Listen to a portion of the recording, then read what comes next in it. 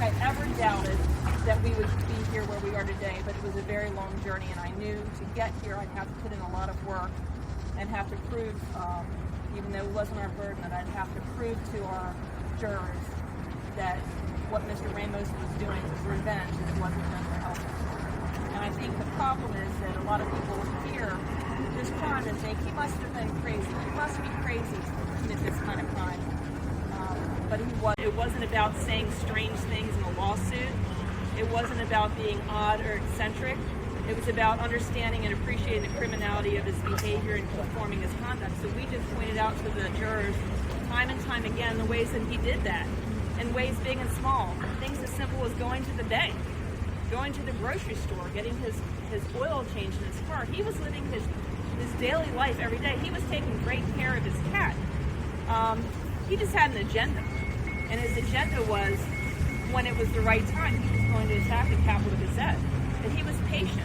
And I think that came through to the jurors, that he was willing to wait. And that was just not evidence that the defense could overcome or hopefully overcome. But I can tell you I'm going to sleep better at night. The burden of knowing that I was going to work for the families and that they were depending on me was great, but it was one that I was going to do, and happy to do. It's my privilege to be able to do these kinds of cases. I think when people talk about the 5 victims of this violence crime, you can look around and see there's a lot more than 5.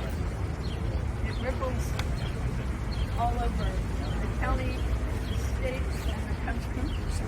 There are a lot of people who couldn't be here today because they have to choke on their own words when they talk about this horrific crime. I just wanted to say thank you to the state's attorney and the police.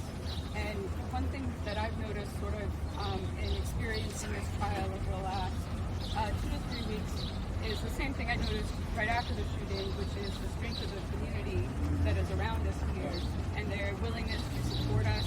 We've had people who have been bringing us breakfast and lunch every day. We've been making sure we're all taken care of.